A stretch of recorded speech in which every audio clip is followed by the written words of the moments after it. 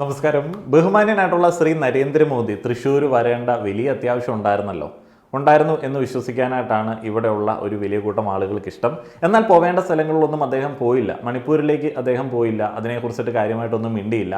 എന്നാൽ സുരേഷ് ഗോപി ജിയുടെയും അതേപോലെ ബാക്കിയുള്ള ചില BJP അനുഭാവികളുടെയും പകൽ കിനാവിലെ പ്രധാനപ്പെട്ടതായിട്ടുള്ള പിടിച്ചെടുക്കുക എന്ന് പറയുന്ന പരിപാടിയോട് എല്ലാവിധ സപ്പോർട്ടും പ്രകടിപ്പിച്ചിട്ട് അദ്ദേഹം തൃശ്ശൂരേക്ക് വരികയുണ്ടായി.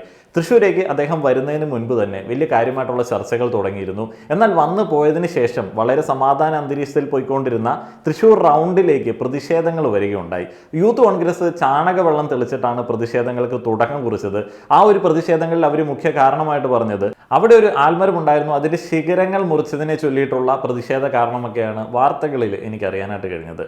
കുറെ കാലം തൃശ്ശൂർ വർക്ക് ചെയ്യാനായിട്ടുള്ള ഒരു അവസരം ലഭിക്കുകയുണ്ടായി. വടക്കനാഥ ക്ഷേത്രത്തിന്റെ തൊട്ടടുത്ത് തന്നെയായിരുന്നു ഞാൻ വർക്ക് ചെയ്തുകൊണ്ടിരുന്ന കോളേജ്. വൈകുന്നേരങ്ങളിൽ കോളേജിൽ നിന്ന് നടന്ന് ആ ഒരു ക്ഷേത്രത്തിന്റെ പരിസരത്ത് പോയിരിക്കുക. കാരണം 4 മണി 4:30 ആകുമ്പോഴത്തേന് കോളേജ് കഴിയുമല്ലോ. വൈകിട്ട് കിടക്കുന്നത് വരെ എന്തെങ്കിലും ചെയ്യണ്ടേ. ഭയങ്കര രസമാണ് ആ ഒരു റൗണ്ടിൽ ക്ഷേത്രത്തിൻ്റെ ചുറ്റുപാടുകളിലും പോയിരിക്കുക എന്ന് പറയുന്നത്. ഈ ഒരു മരങ്ങളാണ് അവിടുത്തെ ഏറ്റവും വലിയ ഹൈലൈറ്റ്.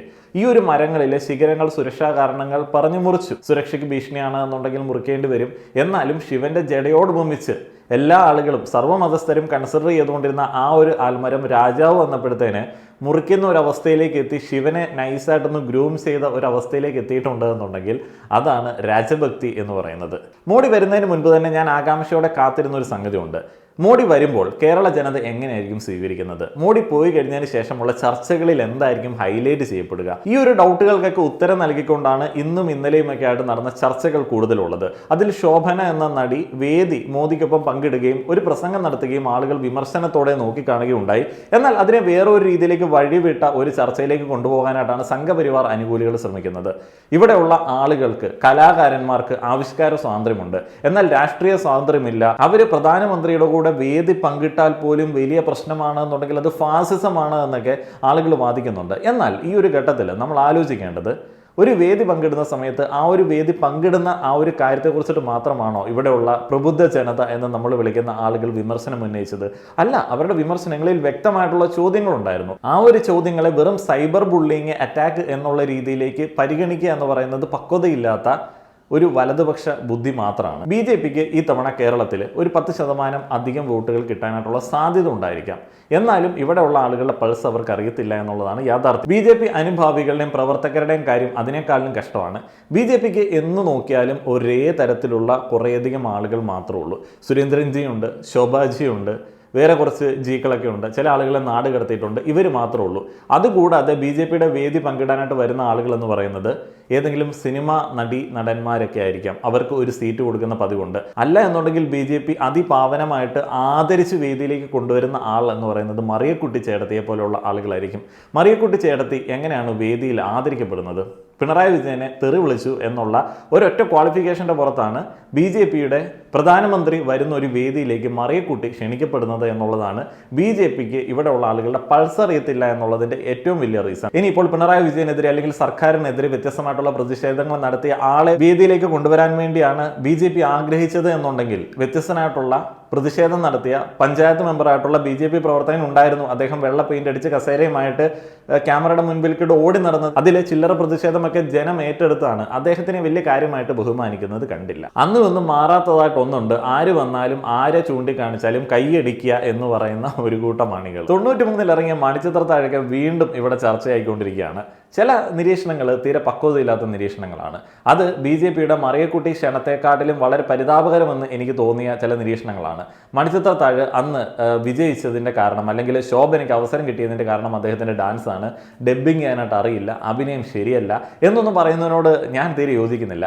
എന്നാലും ഇവിടെയുള്ള മാധ്യമങ്ങൾ, ചില മാധ്യമങ്ങൾ ശോഭനയോട് ചെയ്യുന്നത് വളരെ മോശമായിട്ടുള്ള സ്വാതന്ത്ര്യം ഹനിക്കലാണ് എന്ന് പറയുന്ന സമയത്ത് ജനങ്ങളുടെ കമന്റിനെയാണ് സൈബർ അറ്റാക്ക് എന്ന് വിശേഷിപ്പിക്കുന്നത് എന്നുണ്ടെങ്കിൽ ആ ഒരു കമന്റുകളിലേക്ക് ഒന്ന് പോവേണ്ടതുണ്ട്. ഇതിന്റെ കൂടെ പോരാത്തതിന് 21 മിനിറ്റ് മുൻപ് മറ്റൊരു പോസ്റ്റ് ഇട്ടിട്ടുണ്ട്. Huge fan moment, an opportunity to meet the prime minister Shri Narendra Modi ji on his felicitation ceremony held at Thrissur on the passing of the woman reservation bill where I was one of the guest.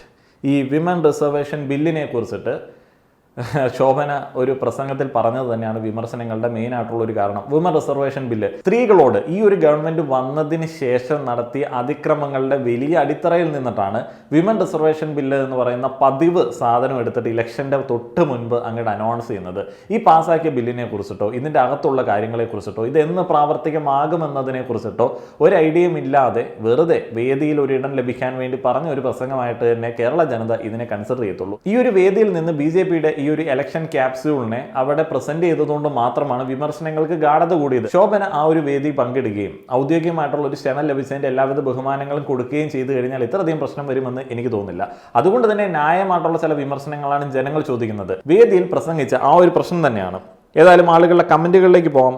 ഇന്ത്യയിലെ ഗുസ്തി താരങ്ങളായ സഹോദരിമാർക്ക് അപമാനം ഏൽക്കേണ്ടി വന്നപ്പോൾ ശോഭനയെ താങ്കൾ ഒരു മുறை വന്ന് പാത്തായ ആരാധനയായിരുന്നു. ഗുസ്തി താരങ്ങൾ ആയ സ്ത്രീകളെ പീഡിപ്പിച്ചപ്പോൾ പോലും വായ തുറക്കാത്ത നിങ്ങൾ മോഡിയുടെ ഉഡായ്പ് പരിപാടിക്ക് പോയി അവരെ സ്ത്രീകൾക്ക് ശക്തി പകരുന്നവരായി പറഞ്ഞത് മുതൽ വെറുപ്പായി. ഇതിനകത്ത് എവിടെയാണ് ന്യായമല്ലാത്ത വിമർശനങ്ങൾ എന്നുള്ളത് എനിക്കറിയില്ല. BJP ഭരിക്കുന്ന മണിപ്പൂരിൽ യുവതിയെ നഗ്നമായി നടത്തിച്ച് ബലാത്സംഗം ചെയ്തതും നിരവധി സ്ത്രീകളെ അടക്കം കലാപം നടത്തി കൊന്നുകളഞ്ഞതും ബലാത്സംഗ വീരനെ ഗുസ്തി ഫെഡറേഷൻ തലപ്പത്ത് വീണ്ടും നിയമിച്ചതിൽ പ്രതിഷേധിച്ച് സ്വർണ്ണ മെഡൽ ജേതാവായ ഗുസ്തി താരം സാക്ഷി മാലിക്കിന് ഗുസ്തിയിൽ നിന്ന് വിരമിക്കേണ്ടി വന്നതും മോഡിയുടെ സ്വന്തം മണ്ഡലമായ വാരണാസിയിലെ ബനാറസ് ഹിന്ദു യൂണിവേഴ്സിറ്റിയിൽ വെച്ച് BJP IT സെൽ നേതാക്കളായ 3 ക്രിമിനലുകൾ ചേർന്ന് പെൺകുട്ടിയെ കൂട്ടബലാത്സംഗം ചെയ്തതും ഈ അടുത്താണ് കേട്ടോ പ്രമുഖ നടി. കോടതി ശിക്ഷിച്ചു, പക്ഷെ സർക്കാർ വെറുതെ വിട്ടു. കാരണം ബിൽക്കിസ് ബാനു ഗർഭിണിയായിരുന്നില്ല.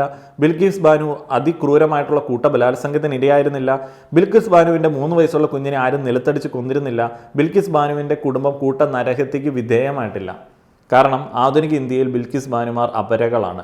അപരകൾക്ക് വ്യക്തിത്വമില്ല, നിലനിൽപ്പില്ല. സ്വാതന്ത്ര്യത്തിന്റെ അമൃത മഹോത്സവം തുടരുന്നു. അദ്ദേഹം ആ ഒരു വേദിയിൽ നടത്തിയ പ്രസംഗത്തിന്റെ ഇഷ്യൂ കാരണമാണ്. ആ ഒരു പ്രസംഗം കേൾക്കാനായിട്ടും അതിനകത്തെ സ്ത്രീ ശാക്തീകരണം എന്ന് പറയുന്ന വനിതാ സംവരണം എന്ന് പറയുന്ന ഒരു കാര്യമൊക്കെ എടുത്തു പറഞ്ഞ് ചോദ്യം ചെയ്യാനായിട്ടുള്ള കഴിവുള്ള ആളുകൾക്കിടയിൽ നിന്ന് ഈ ഒരു ചോദ്യങ്ങൾ എന്നൊക്കെ പറയുന്നത് വെറും സ്വാതന്ത്ര്യം കൊടുക്കത്തില്ലായ്മയാണ്, ഫാസിസമാണ് എന്നൊക്കെ പറഞ്ഞു വെക്കുന്നതാണ് ഏറ്റവും വലിയ ദുരന്തം എന്ന് പറയുന്നത്. ഇതിൻ്റെ കൂടെ ശബരിമല സ്ത്രീ പ്രവേശന വിധി വന്ന സമയത്ത് അവിടേക്ക് വന്ന സ്ത്രീകളുടെ തലയെറിഞ്ഞ് പൊട്ടിക്കാനായിട്ടുള്ള ശ്രമങ്ങൾ നടത്തിയ സംഘപരിവാറുകാരെ കുറിച്ചിട്ടും ആളുകൾ കമന്റ് ചെയ്യുന്നുണ്ട്. ഇപ്പോൾ രാഹുൽ ഈശ്വറിനെ കാര്യമായിട്ട് തന്നെ വിമർശിക്കുന്ന, കൂട്ടത്തിൽ നിന്ന് മാറ്റി നിർത്തുന്ന ചില പ്രവർത്തനങ്ങളാണ് കാണാനായിട്ട് സാധിക്കുന്നത്. ആദ്യം കമ്മ്യൂണിസ്റ്റുകാരോ ഇടതുപക്ഷക്കാരോ എന്ന് വിചാരിച്ചു, പിന്നീട് മുസ്ലിങ്ങളാന്ന് വിചാരിച്ചു, പിന്നീട് ക്രിസ്ത്യാനികളും വർത്തിക്കാൻ ഇന്ത്യയിലെ വിശ്വാസ പാരമ്പര്യങ്ങളെ നശിപ്പിക്കാനുള്ള ഗൂഢാലോചനയാണ്, അയ്യപ്പനെ തകർക്കാനാണ്, ഇതിന്റെ പിന്നിൽ കൺവേർഷൻ മാഫിയാണെന്നൊക്കെ വിചാരിച്ചു. പിന്നീടാണ് എനിക്ക് മനസ്സിലായത് ഇത് ജസ്റ്റിസ് ദീപക് മിശ്ര അടക്കം ഇന്ത്യയുടെ ചീഫ് ജസ്റ്റിസ് ആയ തീവ്ര ബ്രാഹ്മണിക്കൽ വാദികളുടെ യൂണിഫോം സിവിൽ കോഡ് കൊണ്ടുവരാനുള്ള കളമൊരുക്കലാണ്. അതായത് ശബരിമലയിൽ ഞങ്ങൾ യുവതികൾക്ക് വേണ്ടി എന്തോ വലിയ ത്യാഗം ചെയ്തു, നമുക്കിനി മുസ്ലിം സ്ത്രീകളെ രക്ഷിക്കണം, മുസ്ലിം സ്ത്രീകളെ രക്ഷിക്കാൻ യൂണിഫോം സിവിൽ കോഡ് കൊണ്ടുവരണം. ഈ നറേറ്റീവിനെ പ്രൊപ്പൽ ചെയ്യാനാണ്. ഇത് എന്റെ ഒരു സിദ്ധാന്തമൊന്നുമല്ല. സുബ്രഹ്മണ്യ സ്വാമി BJPയുടെ രാജ്യസഭാ MP ആയിരുന്നു, ഇന്ത്യയുടെ മുൻ ലോ മിനിസ്റ്റർ ആണ്, ഹാർവേഡിലെ ഡോക്ടറേറ്റും ഹാർവേഡിലെ ടീച്ചറുമായിരുന്നു, ഹാർവേഡിലെ പ്രൊഫസറുമായിരുന്നു. സുബ്രഹ്മണ്യ സ്വാമിയുടെ പൊസിഷൻ എന്താണെന്നറിയാം? ശബരിമലയെ യുവതികളെ കയറ്റണം, എന്നിട്ട് യൂണിഫോം സിവിൽ കോഡ് നടപ്പാക്കണം. ശബരിമലയിൽ പട്ടാളത്തെ ഉപയോഗിച്ച് യുവതികളെ കയറ്റണം, എന്നിട്ട് യൂണിഫോം സിവിൽ കോഡ് നടപ്പാക്കണം.